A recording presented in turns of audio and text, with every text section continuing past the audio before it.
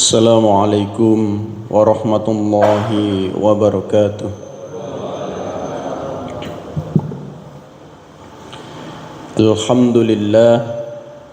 Alhamdulillahilladzi arsala rasulahu bil huda wa dinil haq liyudhhirahu 'ala dini kullih wa kafa billahi shahida.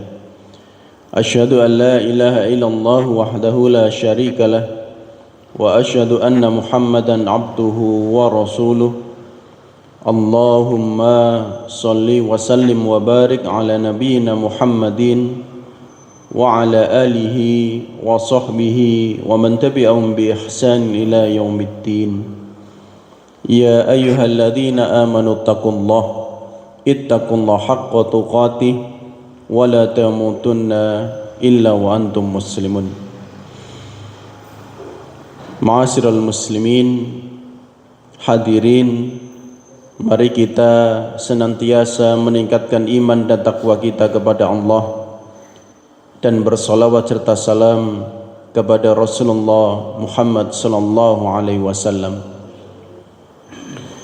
Di dalam bab ke-173 kitab Al-Adabul Mufrad mengenai sapaan seseorang kepada anak kecil, Abdullah bin Sa'id mengabarkan kepada kami, ia berkata, Abu Usama mengabarkan kepada kami, Abdul Malik bin Humaid bin Abi Ghaniyah dari ayahnya, An Abil Ajlanil Muharibi qala kuntu fi Jais ibnu Zubair fatuwiffi ibnu amin li wa awsa bijamalin lahu fi sabilillah. Fakultu libnihi idfa' ilayyal jamal fa inni fi Jaisi ibnu Zubair faqala idhab bina ila ibnu Umar hatta nas'alahu. Fa atayna ibnu Umar faqala ya Aba Abdurrahman inna walidi tuwfi wa awsa bijamalin lahu fi sabilillah wa hadha ibnu ammi wa huwa fi Jais ibnu Zubair afa adfa'u ilaihi al-jamal. Qala ibnu Umar ya bunayya inna sabilallahi kullu amalin salih fa in kana waliduka innama awsa bijamalihi fi sabilillahi azza wa jalla fa idza ra'aita qauman muslimina yaghzuna qauman minal musyrikin fadfa' ilaihimul jamala fa inna hada wa ashabahu fi sabili ilmani qaumin ayyuhum yad'u tabi'a. Dari Abul Ajlan al-Muharibi, ia berkata, aku pernah bersama pasukan Ibnu Zubair, Jais, pasukan Ibnu Zubair. Lalu sepupuku meninggal, wa tuwfi ibnu ammin, anak pamanku sepupu. Lalu sepupuku meninggal dan ia berwasiat agar untanya digunakan di jalan Allah. Lalu aku katakan kepada anaknya, bawalah kepadaku unta itu, karena aku bersama pasukan Ibnu Zubair. Ia lalu berkata, bawalah aku kepada Ibnu Umar untuk bertanya kepadanya. Lalu kami menemui Ibnu Umar dan berkata, wahai Abu Abdurrahman, ayahku meninggal dan berwasiat agar untanya digunakan di jalan Allah. Dan ini adalah saudara sepupuku, ia bersama pasukan Ibnu Zubair. Apakah aku berikan unta itu kepadanya? Ia menjawab, maksudnya adalah Ibnu Umar, ya bunayya, wahai anakku, sungguh jalan Allah adalah setiap perbuatan baik. Jika ayahmu berwasiat mengenai untanya agar digunakan hanya di jalan Allah, maka jika engkau melihat kaum muslimin berperang memerangi kaum musyrikin, maka serahkanlah unta itu kepada mereka. Adapun pemuda ini dan para sahabatnya berada di jalan sekelompok pemuda suatu kaum yang mengikuti siapa yang berkuasa atau siapa yang memimpin. Bapak-bapak dan ibu-ibu, hal ini mengajarkan kepada kita karena kaitannya ini adalah bab keutamaan mereka yang usianya lebih muda.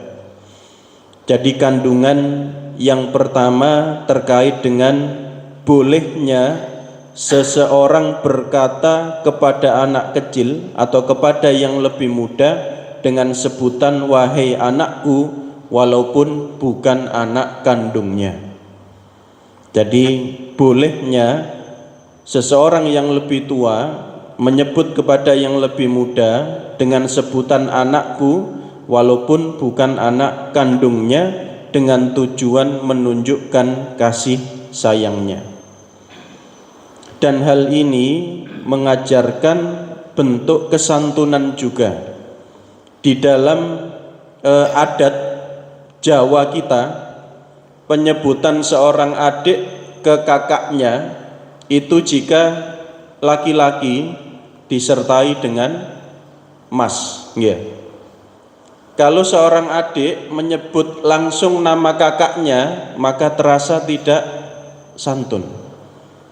Misalkan adiknya namanya Ali, kakaknya Umar, manggil kakaknya langsung Mar, itu sudah tidak santun. Atau memanggil kakak perempuannya tanpa sebutan mbak, itu juga tidak santun. Atau seorang anak manggil bapaknya tanpa sebutan pak, langsung nama bapaknya. Itu kalau anak jenengan kira-kira diapakan? Jenengan dipanggil langsung nama jenengan, kewaplok. Langsung begitu. Nah, ini ada kesantunan yang diajarkan di sini. Ternyata dari orang tua ke anak, nah itu penyebutan menggunakan kata nak itu menimbulkan efek yang berbeda juga. Atau penyebutan kata dek, kak, itu ada efek yang berbeda ketika menyebut namanya langsung.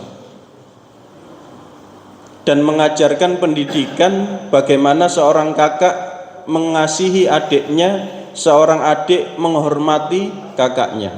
Nah, ini pendidikan yang diajarkan kepada kita.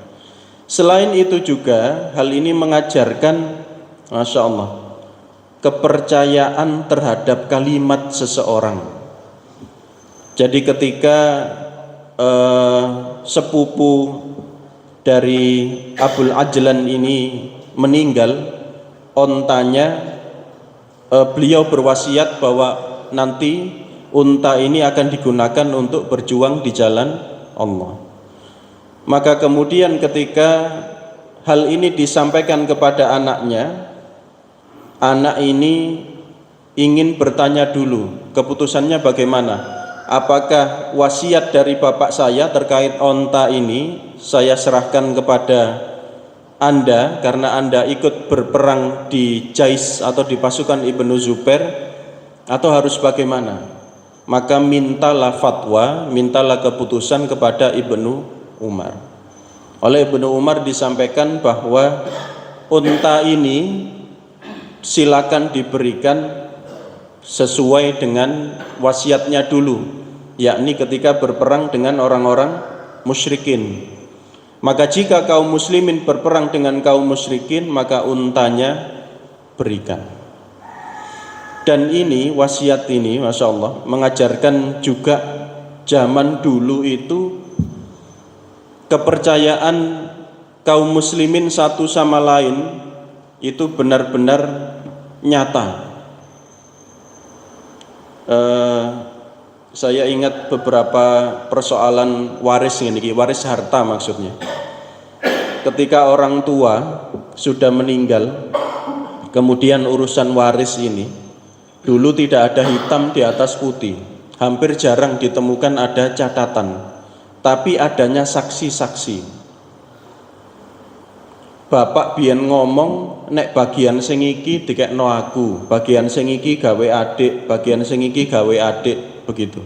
Lho saksine sapa, Cak? Ono abah iki ambek abah iki, maka dipanggil. Dan abah itu menyampaikan, iya anjane bapakmu biyen iku ngomong ngene. Dan selesai sudah setelah itu. Dibagi sesuai saksi-saksi itu menyampaikan. Tapi kalau sekarang kira-kira endi ono surat ya, mbecuk sampean bisa begitu. Nah ini diantara pengingat kita mengenai wasiat. Sebelumnya kita ingat terkait dengan wasiat ya. Ini jadi sangat penting terkait dengan wasiat. Saya ambilkan dari fikih sunnah Syekh Sayyid Sabiq, Syekh Muhammad Sayyid Sabiq. Istilah wasiat bermakna aku menyambung sesuatu. Orang yang berwasiat menyambung apa yang ada di dalam hidupnya setelah kematian. Nah ini sekali lagi, Bapak Ibu berwasiat itu nyambung sampai kematian kita. Kalau wasiatnya salah, ada efek sampai pada kematian kita. Dalam syariat, wasiat adalah penghibahan benda, piutang atau manfaat oleh seseorang kepada orang lain dengan ketentuan bahwa orang yang diberi wasiat memiliki hibah tersebut setelah kematian orang yang berwasiat. Jadi memiliki hibah, memiliki pemberian tersebut setelah yang berwasiat meninggal dunia. Apa bedanya hibah dengan wasiat, Bapak Ibu? Baik, hibah benar bisa diberikan sebelum meninggal. Wasiat menunggu meninggal. Selain itu, hibah itu bentuknya adalah harta. Hibah itu bentuknya adalah harta atau benda yang bermanfaat. Tapi wasiat itu tidak hanya urusan harta benda. Misal di wasiat itu tertulis bertakwalah kepada Allah, atau dalam kalimat kita ketika bapak meninggal, bapak tidak ridho sampai kapanpun kamu operasi kelamin. Terjadi kan banyak sekarang. Ini bentuk wasiat juga. Bapak tidak ridho kalau nanti bapak meninggal kamu pindah agama. Ini bentuk wasiat, kan tidak harta ini, bukan harta. Namun di satu sisi seringkali wasiat itu hanya dipandang urusan harta benda. Banyak dicontohkan di hadis sebelumnya bagaimana salah seorang sahabat wasiatnya adalah ittaqullah, bertakwalah kepada Allah. Nah, di sini saya ambilkan satu hal yang mengingatkan kita agar urusan wasiat ini juga tersampaikan seperti halnya dicontohkan oleh para sahabat di dalam penjelasan sebelumnya. Saya potongkan penjelasan mengenai wasiat hukumnya haram jika menimbulkan kerugian bagi ahli waris. Jadi wasiat itu hukumnya haram jika menimbulkan kerugian bagi ahli waris. Abu Hurairah meriwayatkan bahwa Rasulullah Muhammad SAW bersabda, "Inna rajula la ya'malu bi amali ahli khair sab'ina sanah." Sungguh ada seorang laki-laki yang melakukan amal demi amal ahlil khair, dia ini ahli kebaikan, sab'ina sanah, 70 tahun, melakukan kebaikan selama 70 tahun. Fa idza awsa jafa fi wasiyatin, tapi ketika dia berwasiat, dia ini jafa, keras hati, dia ini zalim fi wasiyatihi, dalam wasiatnya. Loh, kok ada wasiat zalim gitu kan? Fayuhtamu lahu bi syarri amalihi fayadkhulun nar. Dia khatam, dia menutup amal kebaikannya itu ternyata dengan keburukan, bisyarri. Karena wasiatnya ini, fayadkhulun nar, lalu dia masuk ke dalam neraka. 70 tahun amal-amal kebaikan, menutup hidupnya dengan wasiat yang zalim, yang jaf, wasiat-wasiat yang keras hati, yang zalim, maka dia masuk ke neraka. Wa inna rajula la ya'malu bi amalin ahli syarri sab'ina sanah. Lalu ada seorang laki-laki yang melakukan keburukan selama 70 tahun. Faya'dilu fi wasiyatin, namun dia adil dalam urusan wasiat. Wa yuhtamu lahu bi khairi amalihi wa yadkhulul jannah. Lalu dia menutup ujung hidupnya dengan berwasiat itu, dengan adil menutup hidupnya dalam kebaikan, maka dia masuk ke dalam jannah. Apa makna dari jafa fi wasiyatihi? Dia ini menimbulkan kerugian atau kezaliman dalam berwasiat. Ibnu Abbas berkata, merugikan ahli waris dalam wasiat adalah salah satu dosa besar. Merugikan ahli waris dalam urusan wasiat adalah salah satu dosa besar. Hadis ini diriwayatkan oleh Imam An-Nasa'i dalam bentuk marfu' dan rawi-rawi dalam sanadnya semuanya thiqah. Ini yang disampaikan Ibnu Abbas. Wasiat yang dimaksudkan untuk merugikan ahli waris semacam ini batal. Jadi wasiat yang merugikan ahli waris maka batal.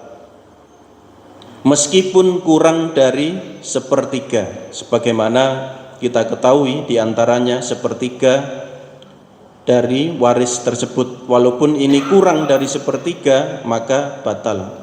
Wasiat juga haram hukumnya jika seseorang mewasiatkan khomer, pendirian gereja atau pembangunan tempat hiburan. Jadi berwasiat agar anaknya bermaksiat. Engko nek bapak mati, iki nang gudang iki ana bir iki kerat-keratan, engko do menang dulur-dulurmu. Ya, wasiatku iki eling-elingan. Ini jelas merugikan ahli waris. Atau mungkin karena hartanya banyak, engko nek bapak mati, awakmu gawe diskotik ya, lumpukno arek wedok sing apik-apik. Itu juga wasiat yang haram. Atau dalam bentuk lain, kalau kita membaca kompilasi hukum Islam terkait dengan wasiat, dengan waris, salah satu bentuk kezaliman itu adalah menunda-nunda pembagian harta waris. Maka ketika ada seorang anak, misalkan beberapa bersaudara, ada seorang anak yang anak ini mungkin melihat saudara-saudaranya ini sudah cukup mampu, pun mentas istilahnya, dan bersegera ingin, cak warisane bapak ambek emak iki wis ayo ndang dibagi. Itu bisa jadi sudut pandang yang tidak paham agama, koncek gupone sih, bapak emak jika mati harus mikir warisan, mungkin begitu.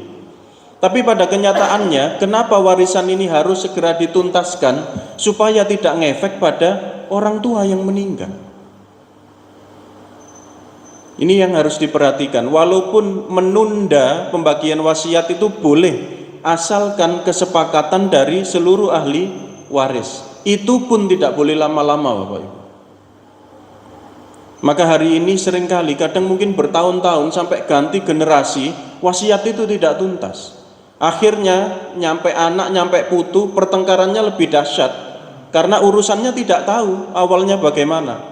Semua punya pemikirannya masing-masing. Dan karena kadang itu tadi ada kerakusan di dalam hati, ingin menguasai harta waris, apapun dilakukan.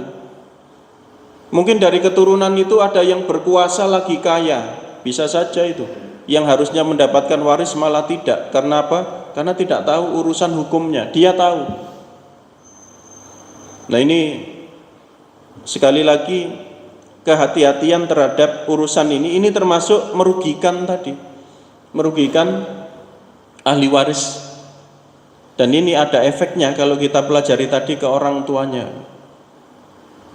Inilah diantara contoh para sahabat atau salafus soleh itu ketika di ujung-ujung usia beliau-beliau sudah semakin tua, maka satu yang dilakukan adalah hartanya dihibahkan untuk kemaslahatan umat Islam, kemaslahatan muslimin, atau sudah menulis wasiat.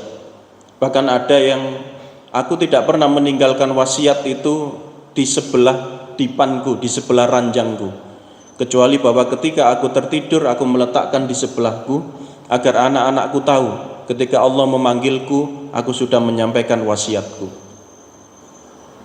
Mungkin hari ini lebih modern, kita menyebutnya lebih modern, hukumnya lebih baku.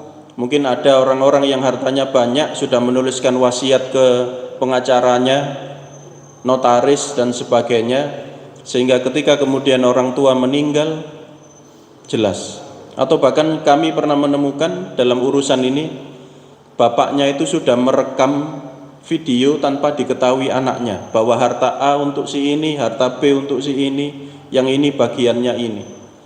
Kenapa? Ketika nanti meninggal maka video ini menjadi wasiat. Itu juga ada. Ini menjadi pelajaran berharga Bapak Ibu, agar banyak hikmah ketika wasiat itu tuntas diselesaikan. Di antaranya adalah tidak sampai silaturahim itu terputus di antara keluarga kita. Karena bisa kita temukan keluarga yang awalnya akrab, orang tua meninggal, ada persoalan urusan harta waris ini, pecohan sampai anak turunnya pecah, silaturahimnya terputus. Padahal harta dunia itu walaupun kita menyebutnya banyak, mungkin warisannya miliaran, puluhan miliar, itu tidak akan sebanding dengan putusnya silaturahim. Tidak akan sebanding dengan putusnya silaturahim di hadapan Allah Subhanahu wa taala kelak. Inilah Islam Bapak Ibu, yang mengajarkan kepada kita kebaikan-kebaikan kehidupan ini tidak hanya urusan di dunia, tetapi juga kelak untuk kehidupan setelah kematian. Insyaallah ini yang bisa kami sampaikan pagi hari ini. Berkaitan dengan wasiat tadi, kalau ada yang direkam terus kemudian untuk anak-anaknya, apakah itu termasuk hibah? Karena persoalan ada yang wasiat itu sudah dimaksud, sudah dimaksud oleh waris. Ketika hibah ataupun video tadi disampaikan ternyata tidak sesuai dengan waris, seperti apa? Tapi kalau masih hidup pun bagian sini, bagian itu kan sebetulnya nggak masalah. Tapi ketika sudah meninggal terus bertentangan dengan catatan waris, nah, ini mana yang kita? Baik, yang pertama terkait dengan hibah dan wasiat. Sebagaimana tadi, hibah itu bisa langsung diberikan dan bisa berpindah ke pemilikan penguasaan ketika orang tua masih hidup. Jadi bisa langsung diberikan hibah. Dan hibah itu tidak ada ketentuan sebagaimana faraid, ilmu waris. Misalkan orang tua ini, ya ini walaupun tentu kita harus berlaku adil sebagai orang tua, walaupun mungkin dianggap loh, adik kok itu oma sing luwih gede timbangannya aku, tapi ini hibah, maka itu tetap dibolehkan. Namun kaitannya dengan waris, waris ini baru bisa diberikan ketika pemilik atau orang tuanya sudah meninggal. Ini yang pertama. Jadi hibah bisa diberikan ketika orang tua masih hidup. Maka saya pernah mendengar ada anak itu yang minta warisan dibagi sebelum orang tua meninggal. Ternyata ada, orang tuanya masih hidup tapi minta warisannya segera dibagi. Maka ketika sudah seperti itu, orang tua punya hak untuk menghibahkan sebagian. Dihibahkan dulu, tapi belum waris dulu karena orang tuanya masih hidup. Nah, ketika video tadi direkam, video itu berlaku, orang tua menyampaikan berlaku ketika nanti aku sudah meninggal. Nah ini, ketika ada wasiat seperti itu maka wasiatnya dilakukan. Tetapi ketika orang tua sebelum meninggal itu tidak menyampaikan wasiat apapun, tidak menyampaikan pesan apapun, tiba-tiba meninggal, belum ada urusan berwasiat terkait dengan harta, maka faraidnya, maka ilmu warisnya yang kemudian diamalkan.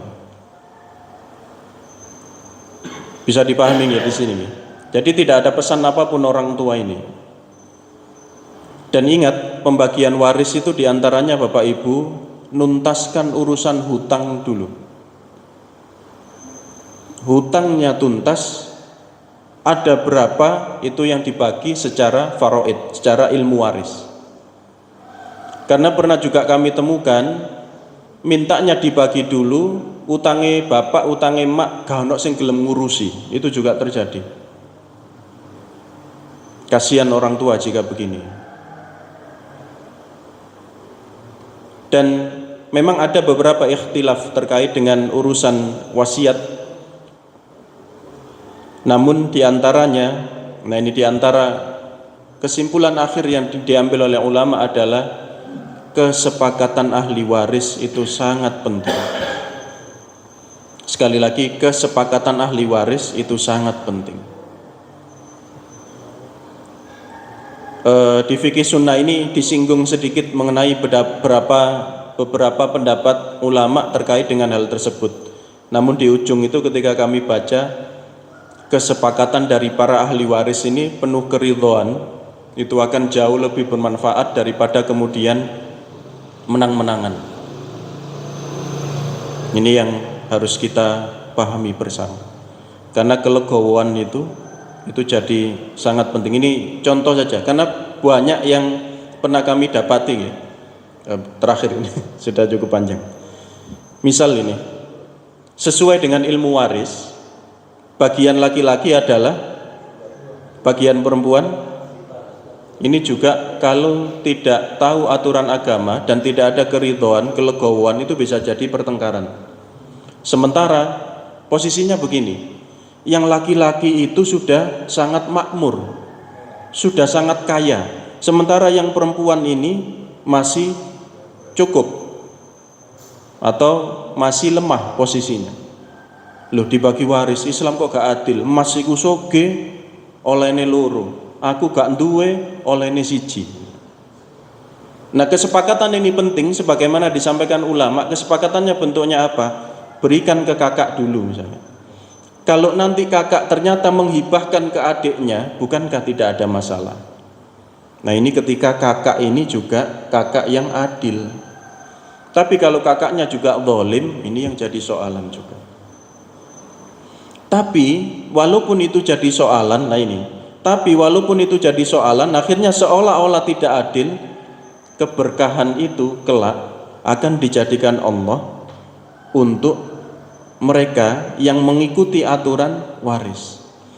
Saya ingat kalimat Ustadz Abdul Ghani sepanjang Allahumma yarham. Beliau menyampaikan begini, ketaatan kita terhadap hukum Allah, sekali lagi ini, ketaatan kita terhadap hukum Allah itu adalah ukuran keimanan kita. Jadi ketaatan kita terhadap aturan Allah itu adalah indikator ukuran keimanan kita. Karena bisa jadi hukum Allah itu secara logika kita manusia itu tidak menguntungkan, seolah-olah tidak menguntungkan. Tapi ketaatan kita terhadap hukum Allah itu adalah takaran sejauh apa keimanan kita.